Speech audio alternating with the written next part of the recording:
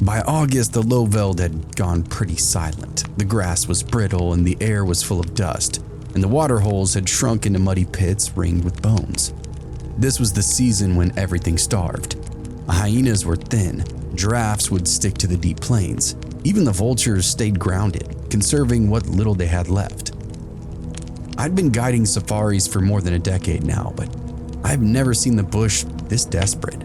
Predators had started turning on livestock and the villagers were really scared. 2 weeks ago, a herdsman was taken near the riverbed. The radio chatter was constant, missing goats, missing dogs, missing people. The prides were moving closer to the roads, shadowing vehicles, pacing the horizons. They are notoriously lazy hunters, so when things get hard, they'll kill pretty much anything they can find. It's a harsh reality of being in the desert. That morning, my partner Rory and I had drove out ahead of the client tour, scouting the route toward the dry pans. We didn't speak much.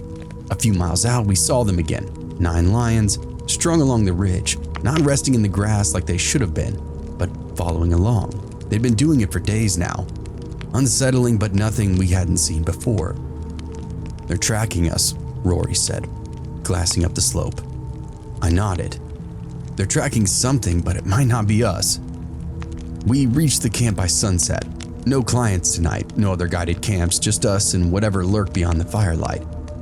The air dropped fast, hitting the mid-40s by midnight. Somewhere far off, a lion roared, and another answered from the opposite direction. I told Rory to keep his rifle near and his bladder in check. Didn't need any goofy accidents. The tracks that we'd seen at dusk were very fresh. A big male's paw prints led straight toward camp before veering off into the scrub. They were here and didn't care who knew it. That night before turning in, I remember saying, "If they're out there, they'll keep to the high grounds." Boy, was I wrong. I woke to pressure on my spine, hot, rhythmic, alive. Not weight like a person, but mass, breathing, and I froze. The canvas behind me had flexed with each exhale, heat radiating through my thermal. Something rumbled through the fabric, deep and steady, like a Mac engine. It took a second to understand what in fact I was feeling. Then my blood turned to ice. There was a lion laying against my tent. I could even feel the purr vibrating through my ribs. The air was smelling some kind of awful, musky and sweet and coppery, like meat left in the sun. I didn't dare move. "Eli," Rory whispered from his tent, voice cracked and shaking. "You awake?" I wanted to kill him for speaking, and for a moment, I felt its claw extend from the pad and into my back and hips. At that moment, I felt like a bit of food at the end of a fork. The lion's breathing then hitched and the weight shifted. The canvas groaned as it rose up, brushing my back and towering. The tent poles creaked, dirt popping beneath the stakes. I didn't need to see it to know. He was standing right there, paws level with my head, only a thin sheet of fabric between us now. My entire body tensed into a knot. My rifle sat 3 feet away. Might as well have been across the continent. It wouldn't have mattered anyway. There were others out there. The lion sniffed, long wet inhalations that pulled air straight out of the tent. His breath rolled through the seams, hot and rank. Then came the scrape of claws, fine faint curls across the ground just beyond my hip. He was marking. I heard the sound of teeth grinding, this low groan. "Rory," I whispered. Almost no sound at all. I don't really know what compelled me to speak. Subconsciously, I think I was trying to speak my final words maybe. "Help me. Ask and you shall receive." His tent zipper began to descend and a lion's growl flattened everything outside. Everything went primal after that. Snarls erupted between us, different pitches overlapping. The pride was answering the male. I heard one sprint past my tent, heavy paws tail whipping the canvas. Another hit something metal with a clang. In the morning, we'd see it was the truck. Rory screamed, but it cut off after a second, realized just how fatal the situation was. Any amount of attention could be death. My heart pounded so hard that it shook my teeth. I could feel the ground vibrating with their movement. One lion roared close enough that it brought tears to my eyes. The sound wasn't volume, it was pressure. My eardrums flexed before it. The tent even seemed to breathe with it, bowing in and then out. It really felt like a movie. Everything told me that I was about to die. Another lion came by, female by the lighter steps, charged through the far side of the camp. I heard her slam against the cooler, the lid popping open, tin cans and plastic scattering around. Then this screeching tear as the claws raked the bin around the campsite. Rory made the mistake of flicking on his headlamp. The beam cut through the wall of my tent, bright white and trembling, and in that slice of light, I saw its shadow, the male's head. It was massive and round, the muzzle pushing the canvas inward. Every whisker impression was visible. His jaws were open, and I saw the silhouette of his teeth now cutting across the fabric, inches from my face. I swear you could see steam rising up from where his breath hit. I stopped breathing entirely. My chest ached in this bad way, eyes still watering.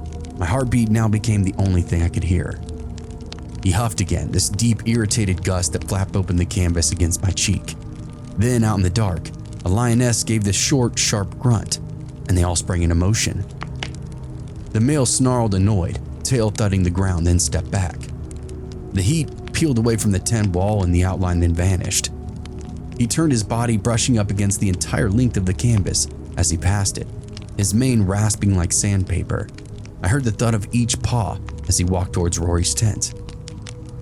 "Don't move, man," I whispered.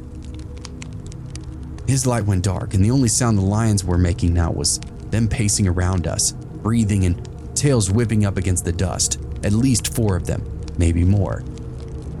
The male then froze again, and he made this sound, a deep, chesty snort, and the others went quiet instantly. I pictured them all crouched, eyes reflecting the starlight, paws kneading through my skin, teeth, claws, my blood soaking into the sand. As soon as it started, they just kind of moved off. It wasn't in a panic, just this sudden burst of controlled energy. After a few seconds, we couldn't even hear them anymore. The silence they left behind was worse than the noise. My whole body was now soaked in sweat, freezing against the night. What the hell just happened? After a long time, I heard Rory whisper to me, "You alive?" "Yeah," I croaked. "You?" "I think so." We stayed awake until the sky started to lighten up, rifles in reach, listening for a return that never came. By sunrise, the camp looked like it had survived some kind of storm. The fire pit was scattered with paw prints, lapping in every single direction. The cooler lay tipped on its side, lid torn off, edges shredded. My tent sagged from where that lion had leaned on it, canvas slick with dew and greasy film of some kind. I stepped outside and felt the cold air hit my face. It was quite sobering. The horizon glowed pale and gold. It felt like a victory. Rory then came out after me, eyes hollow. Neither of us spoke. The prints were everywhere, some bigger than dinner plates, deep enough to hold shadows. You could see where the male had roamed, where the ladies had prowled, and where another had been pacing Rory's tent. It wasn't a visit, it was some kind of inspection. "They could have easily taken us," he muttered. I nodded, no need for another comment. The radio crackled in the dirt below the table crate, hissing static. I turned the dial with numb fingers until a voice cut through, urgent and breathless, full of noise. "Repeat, 1 confirmed fatality in 𝐸1 village. Male adult, attacked during the night." Rory and I locked eyes. The radio kept talking. "Livestock pen destroyed, 2 goats taken. Tracks indicate a pride, at least 6 strong, moving southwest." Southwest? Away from us? I lowered the radio. The bush went quiet again, but it felt more alive, like anything could step out of that high grass. "They were hunting," Rory said to me. "Consider yourself lucky." He frowned, nodding. I looked out across the open plain, and from where we stood, you could see the ridgeline, faint tracks etching into the dust. On the other side was a town where a man had now died, a place where we took our safaris for supplies on a regular basis. For whatever reason that night, the lions didn't kill us, and I accepted that without question. What else could I really do? The plains are super unforgiving out here. Survival is moving on from victories, because almost all of them are temporary.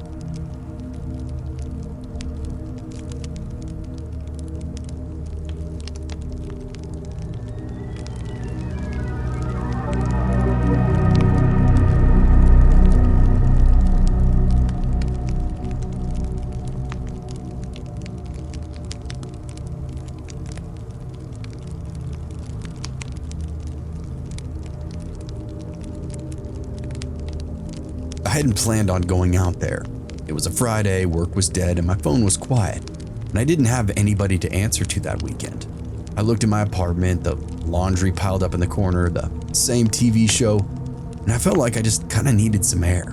I couldn't handle another night in the hamster wheel. So I threw my gear in the truck: stove, tent, bag, a little hatchet that I kept in the living room, a couple of tarps, cooler full of beer, and gas station grade food. Nothing fancy. I didn't really pack like a responsible adult, just kind of grabbed what I thought I would want and figured everything else would work itself out. You know, the American way. I headed out of town late afternoon, pointed the truck toward the highway. Once you're 20-30 minutes past that last grocery store, it starts to actually feel like you're slipping off the edge of the map. By the time you're 2 hours out, the radio goes to static, and it's just tree line after tree line, cattle fences, dirt road, and the sky. I kept driving. Eventually, I cut off the main road onto this older service road. It wasn't marked and there wasn't any signs, just a pair of ruts that go off through the trees. I've been down plenty of roads like that before on hunting trips and figured I'll just find a pullout and call it good. I wasn't trying to backpack 10 miles in or anything, just wanted to be where nobody else would bother me. But the thing is, I was not alone back there. Once I got deep enough, I started spotting these little pop-up camps tucked off the road. You know the kind: beat up old tents, folding tables, tarps strung between trees, a smoking ring of rocks that may or may not be legal, depending on the time of the year.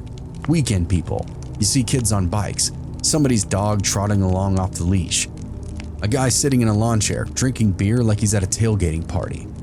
And one of those guys flagged me down. He was older, late 60s, maybe 70s, real sunburned face, what my father called a tackle box skin. Long gray hair, stepped out almost right in front of my truck and lifted up his hand. So I slowed and rolled the window down. "Evening," he said, grinning at me. "You're getting out of here at the perfect time." "Yeah, is that right?" I said. He leaned in a little closer. Sitting there in my truck, I'll admit it was very weird. "You're all clearing out," he said. "You want quiet? I'll give you a spot that nobody bothers you." I don't know why I listened to him. Maybe it was his confidence or something else, I don't know. "Look, keep on this road," the old timer said. "You'll see this cattle gate on the left. It's not locked, just chained. Go through. After that it gets a little tight, but don't stop. You'll come to a pond. The east side's firm, the west side's soft. Camp on the east side. Nobody'll see you." Then he winked at me. Perfect weekend to be alone. I thanked him, patted my driver's door, and rolled on. The gate was in fact right where he said it was. Rusted, chain loop, but not locked. I unhooked it and drove through and latched it behind me. The trail narrowed to 2 dusty ruts under branches that scraped the sides of my truck. The further I went in, the quieter it seemed to get. No wind, not even birds. Then I saw a small pond reflecting in the trees, dead snags leaning across the water, and beside it was a flat little clearing that looked like it was made for one tent. Somebody had definitely camped there before.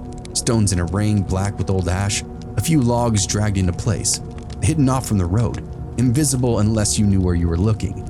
I only glimpsed a flash of it, to be honest. So I parked, hauled in my gear, and set up my camp. There was a nice 20-foot gap between the truck and my tent, as this little gulch kept me from driving in completely. It felt perfect, the kind of quiet that made me want to get drunk by myself. I didn't really waste any time. Got a fire going before dark, cracked open a beer and cooked my dinner, hot dogs, chili, and a bag of chips. I hung my Bluetooth speaker from a tree branch, played an old podcast, some kind of true crime show that I'd downloaded before. The voices sounded oddly comforting out there too, and I told myself I'm only gonna have a couple more beers before bed, but time slips when you're the only one awake for miles. By full dark, the fire had burned tall and hot, throwing light high up into the trees. I could see my breath in the cool air, hear the crackle of the logs, and sometimes other noises too. A shuffle, I thought, off in the brush, a snap behind the tent, a faint splash from the pond. Nothing close enough to see, but close enough to notice it. It's the wildlife, I told myself, because it always is, right? I listened to the speaker get louder, laughed at the hosts, and drank one more beer, then another. Around 11, I stumbled into my tent and crashed. Didn't even bother killing the fire or turning off the podcast. Didn't even take off my hoodie. I was asleep in seconds.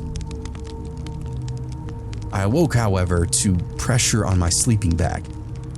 It took me a second to understand that it wasn't just me. Something warm was pressing up against me. Heavy, slow-moving, breathing. My first thought was a deer, then a human. I froze. I was still drunk, but I knew something was wrong. The air smelled awful. Wet rot, mildew, decay. I tried to listen, tried not to move, but my pulse was hammering so loud it kind of drowned everything else out. Whoever it was, they were lying right up against my side, thigh to thigh. I could feel every inhale. I didn't really think, I just kind of rolled hard and yanked the zipper, dove out barefoot into the dirt, and sailed right through the tent flap. The fire was embers now. My flashlight beam jerked across the tree line in the tent fabric. No one followed me out. No sound at all except for my own ragged breathing. Okay, I guess maybe I dreamed it. I was drunk, so I passed out and just imagined the whole thing, but holy shit, it was terrifying. Then I took note of something moving behind the light. A soft step in the dry needles. I froze again. I heard another step and then nothing. I checked the immediate area with my flashlight and found nothing, so I quickly decided it was time to go back to bed. I knew I tied on a pretty good one, drank far more than usual, and fell asleep with my tent unzipped. I figured a skunk or a raccoon had found its way in, following the scent of chili and Fritos onto my hands and breath. It made sense in my late-night drunken stupor. When morning finally broke, the world looked normal again. The birds, the sunlight, the calm pond. I laughed to myself. It really must have been a nightmare. And I went to relight the fire for breakfast and froze. My speaker was now sitting on the table instead of hanging up in the tree. My firewood was now stacked in this strange pattern, sticks laid out in this weird formation like somebody else had been arranging them. In fact, everything was moved around to some degree. In the tree line, I saw him. He stood there motionless, watching me. At first, I thought it was the same man from the road that had told me about this very spot. Same age maybe, but this one looked a lot more feral. His beard was long and matted, his hair was a filthy nest. His clothes were nothing but tied strips of garbage bags and torn rags. His eyes looked vacant, dead gray, and he looked like he hadn't spoken to another person in years. Hey! I called out. He didn't even blink. Sir, are you okay out there? Still nothing. He stepped forward, one jerky movement at a time, arms twitching at his sides. I took a step back. He continued to come closer. It felt like I was watching some kind of zombie from a movie. All right, that's close enough. Just stop right there, I shouted. I still didn't get any kind of reaction though. I quickly snatched up the hatchet from the stump. All right, you come any closer and I swear to God. Still nothing, just that blank stare as he continued to march straight for me. In that moment, I realized I might actually have to kill this guy. I ran to the truck and grabbed my pistol from the glove box, fired one round into the dirt, and the shot echoed off all the trees. And that got him to stop. He flinched and then spat into the dirt, then turned his back to me and stood there. Stood still, held frozen solid, just facing away like he was waiting for something to happen. I kept the gun on him for what felt like forever. The guy still wasn't moving, not even swaying. That's when I realized there were footprints in the dirt between us. My campsite was now covered in them, bare feet, long strides, toes dug deep into the dust. He'd been walking around and through my campsite for a while, maybe even all night. This time I didn't wait for him to move again. I kept my gun trained while I backed away toward the camp, tossing my gear into the truck one piece at a time: tent, cooler, sleeping bag. The whole time he stayed right there at the tree line, back to me. When I went to go grab my pack from the tent, a smell hit me again, that damp chemical human smell. The inside was telling. My blanket pushed aside, sleeping bag twisted, dirt smeared across the floor like something had crawled in it. The clothing and fabric on the tent floor was covered in dark stains, clearly human-shaped, and there was handprints on the side of my sleeping bag. I nearly threw up at the sight. That's what I felt last night. This psycho crawled into my tent and spooned me. I slammed the tailgate shut and got behind the wheel. The old man still hadn't moved. I started the engine, half expecting him to turn around, but he didn't. Stayed there, motionless, that tangle of black plastic rustling in the morning breeze. As I drove off, I caught one last look in the mirror. He was crouching now, really low to the ground, picking through the dirt where I'd been standing. I couldn't even see what he was doing, gathering up things maybe, small bits that I'd left behind, but it looked very, very important to him for some reason. When I reached the main road, I chained the gate behind me and didn't even look back. A ranger told me that there were all kinds of bizarre reports from out there. The land had been part of some kind of condemned federal property. Old mine shafts, chemical dumpings, toxic runoffs. Nobody should have been out there at all. He said the locals call it the basin. He also told me a few people still lived out there, if you call it that, and charming that I got to meet one of them.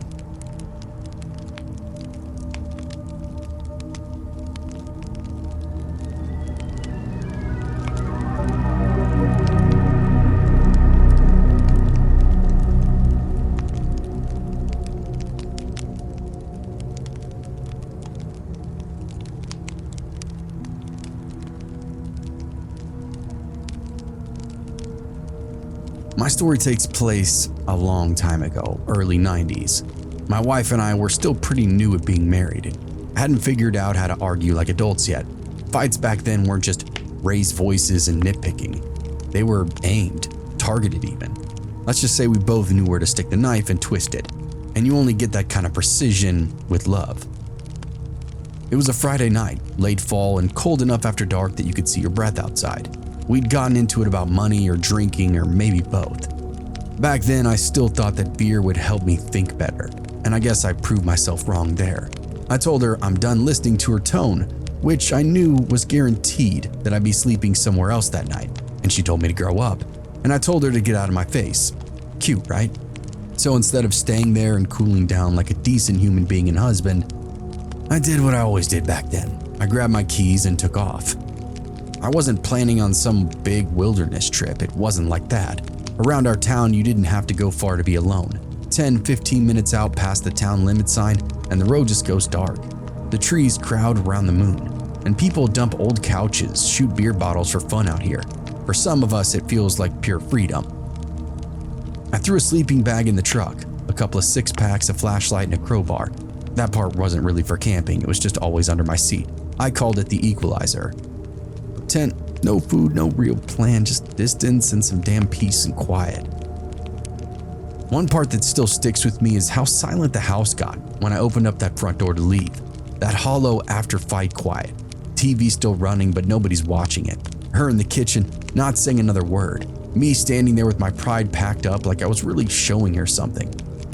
I walked out, got in the truck, and drove into the dark to be alone.